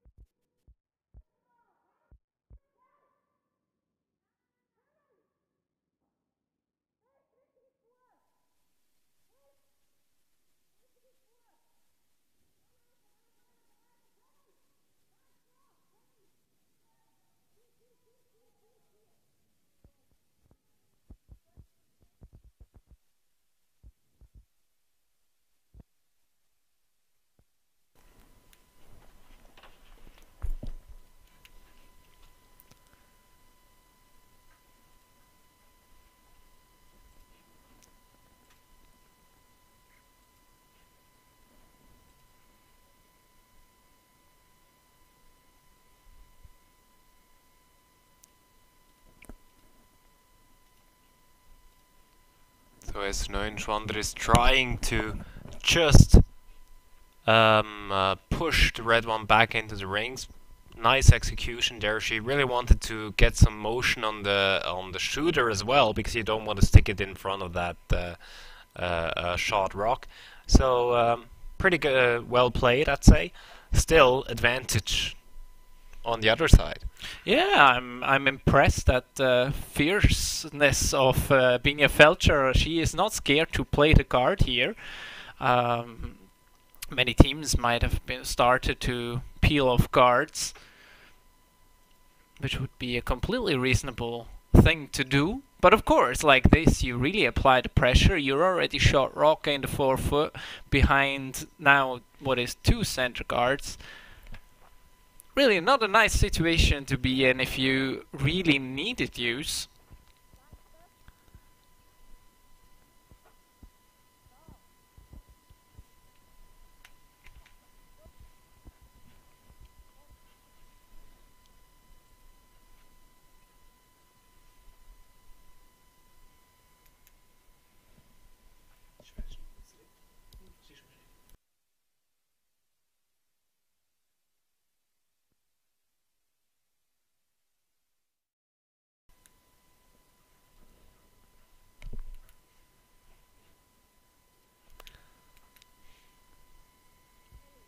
So Team Tirinzoni trying to play a little tap back on the 4-foot there, and it needs to curl. Well, only gets the corner freeze position. Now, this would have needed to curl a little bit more, because if you ever manage to come on top of this, then Binia Feltscher is definitely in the driving seat again, having the angles to her advantage. And of course the steal here, of course not what the usual end plan would be for, or at least not the most intuitive for people watching. Keep things open, make it simple. But a steal here, that would take away the game. Yeah, I think a steal might even be a handshake. Well, I don't think that Team Tirinzoni will handshake. I mean, of course, Team Feltscher is playing well, but I mean, it's only 3. Well, you just said steal, not how many rocks. Well, anyway, we saw a little, yeah, let's say a little miss by Stefanie Berse. She was a little bit too heavy on this one, and leaves actually the opportunity for Esther Neunschwander to play once again on the yellow frozen rock and make the shot rock move a bit. Yeah, you don't need much movement. Just make sure that you can keep the angle to your advantage, and this is not bad. It's pretty darn perfect, I'd say. You get, even if you make a play on that yellow rock, you always will have one yellow rock sticking it right in there. That is true, and the second one might actually jam on the side. Well, you maybe just miss it.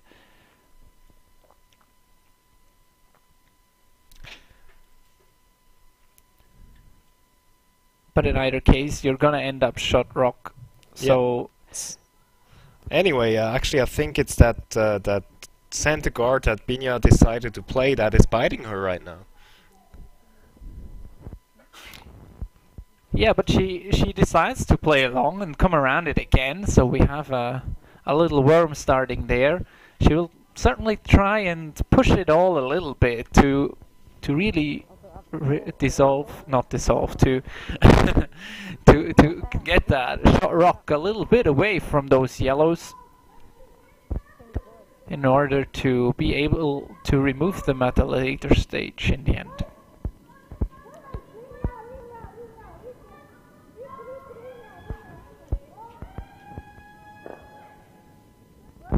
And she actually got a little action there, and sticks the shooter right on top of it.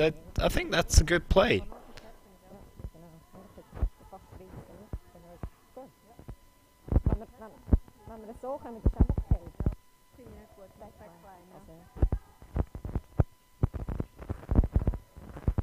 Eigentlich vorne wollen wir ja nicht ankommen, oder? Okay.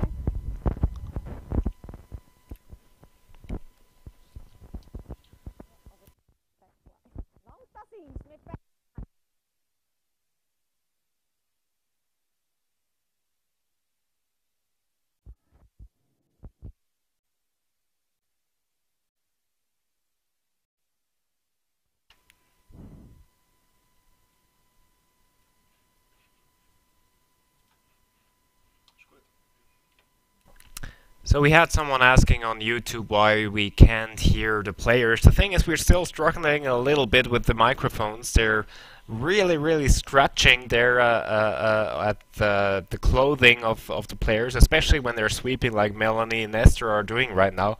So if you put up the players' microphones, it's quite possible that you can't hear them.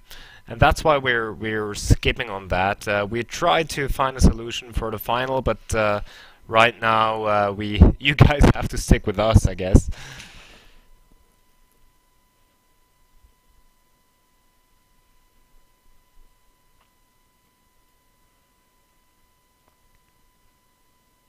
Yeah, and it's really starting to build up in there. There's quite a cluster of rocks, and I'm still surprised. Like Binia Feltscher is up 2, and we haven't seen much removal going on, have we? Well, at some point you're just past that, and actually I think that's exactly what Al Moore is gonna tell them. It's well, now that you're already in that mess, you have to play along. Al Moore is coming out for a timeout. That is because we play by WCF rules here, so both teams could call for a timeout, and it's the first timeout here for Binia Feltscher.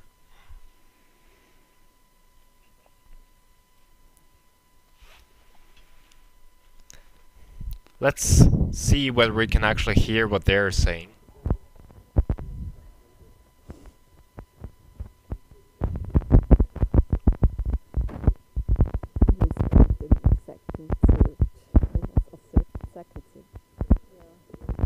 No, I think we really have to apologize. Right now we can't offer you the microphones off the ice because even we can't hear them, and they're really scratchy. We really think we can find a solution for the final, but for this game here, for this end and the next one, you just have to be okay with us talking, I guess. Yeah, we'll gladly do so, as we've been already in this game. We've been talking a lot. Now, if you were Almor, what would you tell them? What would you do, Daniel? Well,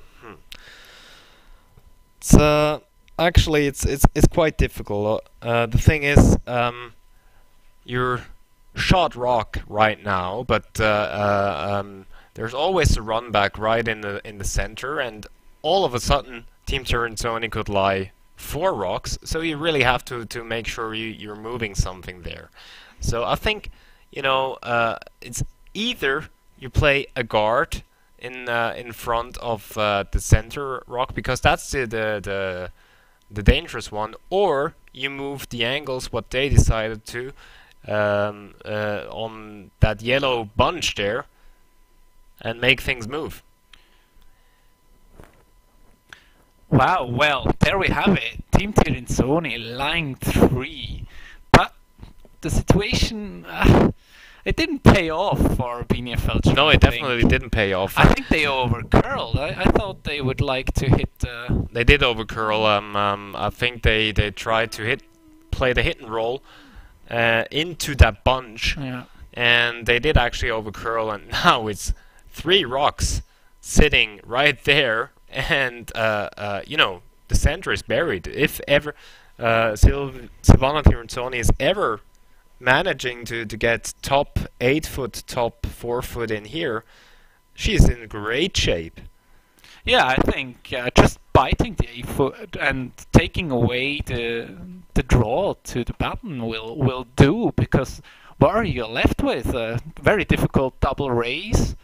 So well, and you know, you called it fierceness of Binia Feltscher, but she's probably biting herself in the neck right now, because she decided to play that center guard and decided to play along, and it really caught her in the tail here. So luckily for Binia, this one is heavy and wide. Oh wow, this is a huge break for Team Feltscher. But again, you're drawing against 3, possibly 4, as we can't really judge from the angle. What do you think? I mean, there is only the draw really as an opportunity. I don't see a takeout which would do much for you. Yeah, well, you know, it's still for the first rock of Binia Feltscher, so you still have possibilities. It might be, you know, if you bury the draw rock, perfect. If you are ever able to stick a shooter here and create another possibility for the next one, that's pretty much okay too. The thing is, that's a personal choice, but usually, you know, you try to sit shot rock with the first skip shot. Oh yeah, that's right. I totally missed that there is still 2 rocks left. Yeah, I think if you ever manage to come to the face of that one they're playing at, maybe remove 2, maybe move 2, you always have 2 sides to play from.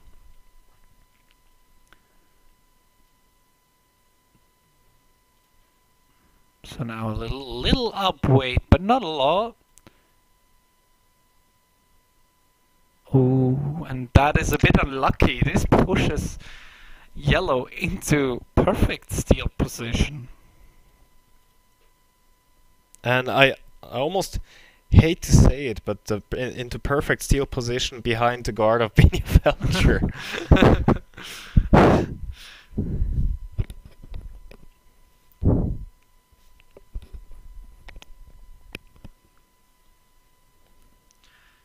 Yeah, so now Silvana Tirinzoni's job will be close up the other draw to the 4-foot. Basically, play a rock that's as even as possible to the one you already have in the house, and you're really applying a lot of pressure. And it's Alina Pat's first rock there, and sweepers are called off. Looks pretty in control actually. They want it top 8-foot, maybe biting the 4-foot, and they're surprised at how far back it goes right now.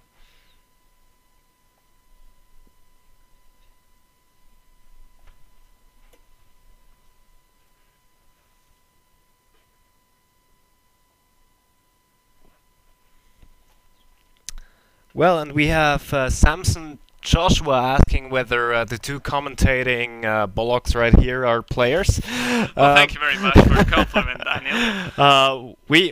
We are or used to play for my account. I used to be playing second for Felix Ottinger. Medaled at a couple of Swiss championships. Used to play in juniors and all the way. Actually, I'm not quite sure what your status is. Are you officially retired? Or?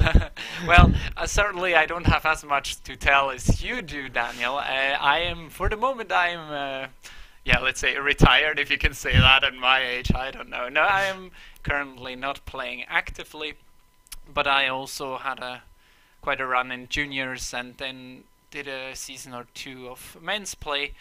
Right now I am working at a curling rink, so that's my current connection to curling, and I am just your basic Monday night beer league player these days, I would say. Well, but you know, let's say if there's ever a good moment to take a break, it's the one season after the Olympics. So that is true. We're not playing elite right now, but I'm actually, at least I'm on ice 1 to 3 times a week right now, so that's okay.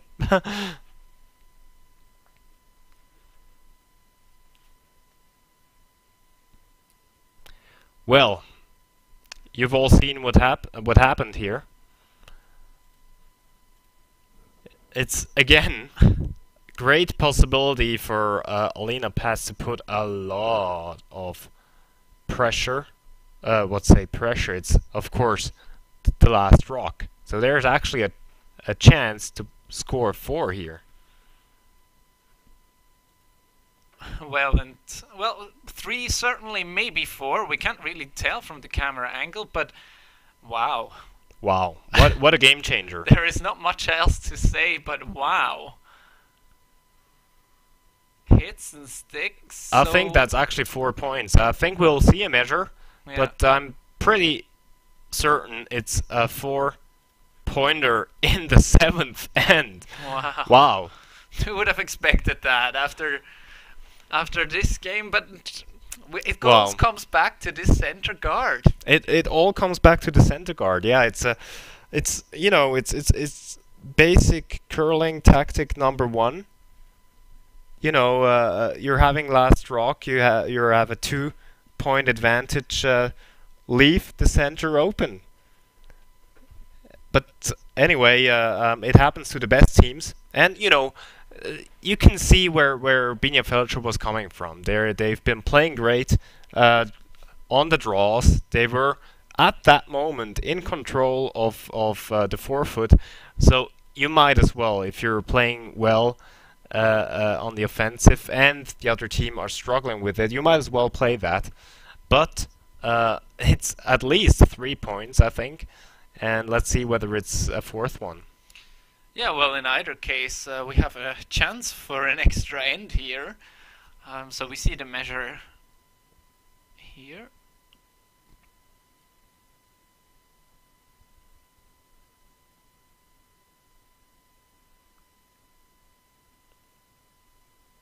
And it's only going to be 3 points still. You know, who would have thought that? And it's the cameras are quite far away, but I think the smiles are there. Well, they will have to be there. If they're not there now, then I don't know what will put smiles on their faces. That's Team Tirinzoni, of course. Yeah, well, on the other hand, it is very important that you keep your head up, even if something like that happens at a decisive stage in the game. So you do really want to keep your spirits up. And I mean, for Team Feltscher, you're down 1 with hammer. That's a fairly regular situation to be in a curling game. And as you mentioned before, their hammer efficiency was quite impressive. Yeah, it's it's actually at perfect. 75%, so Yeah. that favors them at the moment, I would say. They had 2 ends where they blundered a little bit, to say that, but if they play as 2 ends before, then I see them still winning this game. Well, let's see what's happening. We're in the official last end of the semi-final of the 13th Women's Masters, live from Basel, Switzerland. Thanks for tuning in. We are, of course, featuring as well a possible extra end, and afterwards, I think at 2:30, that's Central European time, we are featuring the final of this event. What's happening on the other sheet? Do you know that? So Elena Stern is ahead 5-2 in the 7th end. So it looks like the young team will pull through. But I mean, we saw it here, how quickly it can go, so... Well, we have an interesting question on the chat. Someone asked what our comment is on the lack of coverage of the World Mixed Championship happening in Kelowna right now. To be quite honest, I didn't know that there is no coverage, but curling worldwide is still very much organized by volunteers. Both Bastian and I are volunteering here to comment right now, and all the timekeepers and the drivers for the teams, that's all volunteers. And I guess there's a priority list, and you need drivers for the teams. You need someone who does the catering and everything. And if you don't have someone commentating, that's okay, I guess. And so I understand that there's no coverage, even though I would expect them to cover maybe the finals. Who knows?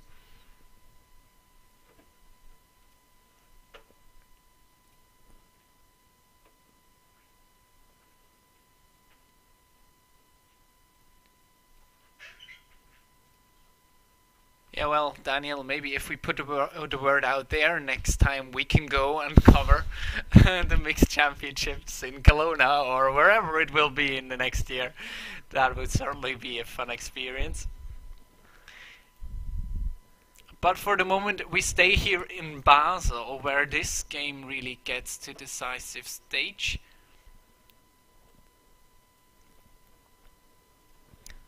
And I think this, it was just a little bit heavy. There's actually a double takeout with the chance to lie buried behind the guard. If Stefanie Berse is hitting this one perfectly, and she's just a little bit on the heavy side, a little bit on the wide side, and that's something we didn't see of Team Feltscher until now. But I think with the hits they took in the just past end, they were getting nervous. Yeah, I was just gonna say, I mean, it's difficult. You're on the ice for like 2 hours already. It's high tension. You have to concentrate all the time, and now you're in the decisive stage. And this is really the moment where we can separate the good from the best, or even the better than the bests.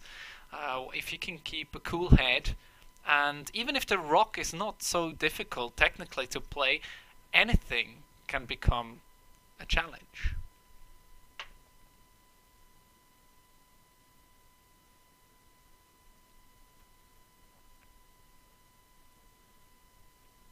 And as it is the decisive stage, as you said, both on Facebook and on YouTube, spectator numbers are going up, actually. And we've seen many familiar names watching now. There's Ona Keiser from Finland. There's who else is on Facebook? We just see it. There's Manuel Siegrist, who's used to play with Team Tirinzoni. There's Michael Bösiger from Bern. So there's a couple of big, and of course Robert Hürlimann. There's a couple of big curling names watching this game. So we are glad that we can bring it to you guys. So a coverage is certainly a cool thing, especially with a game like this one. We're in the semi-final. It's the last end between Team Tirinzoni and Team Binia Feltscher, and all of a sudden advantage Tirinzoni. Yeah, that's really true. I mean, Team Tirinzoni still has to apply some pressure to Binia Feltscher because they would prefer either to steal and seal the game, or of course force and then have hammer in the extra, which would be up to their liking. So we will be seeing Team Tirinzoni going for the steal, I would think, right here, because you do not want to play an extra end if there is no need for it. It's been a long weekend. You have played several games, I think about 5, 6 altogether. It's the third game today that's coming up after this. So you really have to make sure that you keep your strength in good condition and that you feel comfortable at all times, and saving an end can be a great thing, great tool.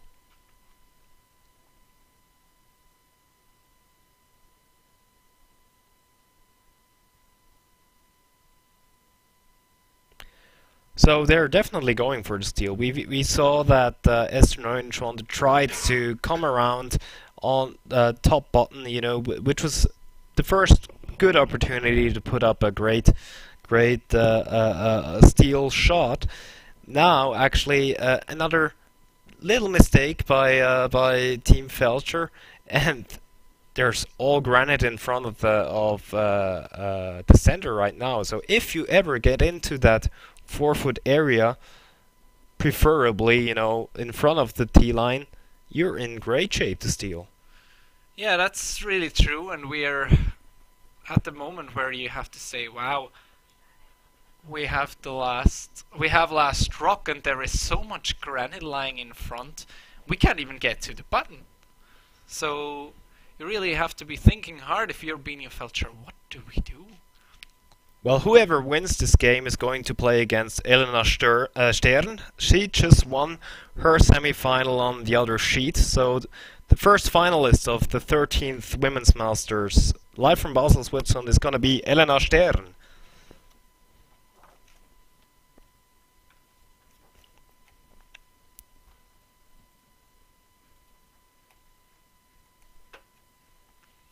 Yeah, and of course the final will be broadcasted here at 2:30 local time, and Daniel and I will be back to commentate that, of course. I hope we can resolve some technical issues. Until then,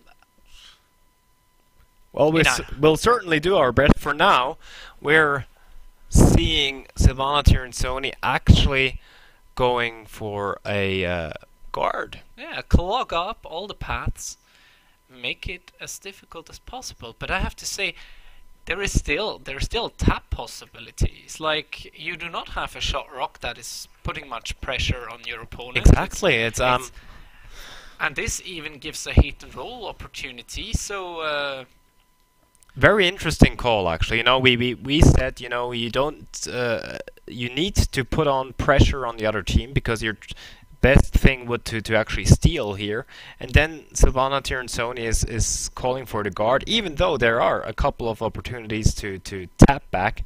It's a special decision. A hit and roll in behind cover, and that's of course now a great start for Binia Feltscher on her way to a deuce. There's not that much missing. Is there a port? Silvana Tirinzoni is checking. I think if, then it's super narrow and very difficult to play. I think now they have to play the come around, and I think that's also what they tried on the first one, but I think they hung out wide and were also a bit short. Well, I'm not quite sure whether they tried it because her broom was definitely on sitting right there Okay. on the 12 foot. I'm totally agreeing with you that it would have been the best call, but well, here's the opportunity for Elena Pats to make the pressure we want her to put on the other team. So yeah, if you get by this corner guard very closely, you can get to the 4 foot. But this is not curling either. Are they like trying to chip off their own, or what is the idea here? And it's not gonna even end up shot rock, so... And it's exactly the same path Binia Feltscher just played, a hit and roll. So do it again, basically. Do it again, basically, so, I think they're as surprised as we are that the rocks are not curling on that path. They both of these shots just didn't curl, went straight down the sheet, and caught them by surprise. Yeah, so hit and roll again, and we're right back on track for the deuce. So it's a real back and forth here in the last couple of ends. It's a roller coaster, really. Yeah, well, that what makes curling exciting. You never know what's gonna happen next. Of course, there's been a couple of mistakes, but we cannot count out that we have seen quite a couple of nice shots. And this one is also running straight. Will it curl enough? Sweepers are Closer by the not guard. on it at all. Oh, just a little roll. Actually, I think it could be just enough, as it's not curling, as we just mentioned. So there's really only the hit and roll off your own right now. Yeah, if you There we- cannot see the inside of that rock, which I think you cannot because they're looking at the hit and roll of their own, then this rock certainly accomplished everything it had to. So a hit and roll to the back 4. And you know, look at how close that red rock, the one she just threw, is to that yellow one. I am not sure if you're actually not, if you play the hit and roll, if you don't touch the red and drag the rock back to the 8 foot. No, I don't think. I don't think so. I think you will pass it, but you cannot play a whole lot of weight at it. No. Elena Pats with her last rock in this semi-final, looking to create a possibility to steal. Nothing from the sweepers. Waiting, waiting, waiting. Hit and no roll. No, and there go the gloves go. That's it. Team Feltscher won it after all. After a little hiccup in the 7th end, they take home this semi-final. I think, you know, they earned it. They dominated throughout the entire game until the 7th end. Little tactical mistake there. So it's going to be Binia Feltscher against Elena Stern. Yeah. What's your sum up?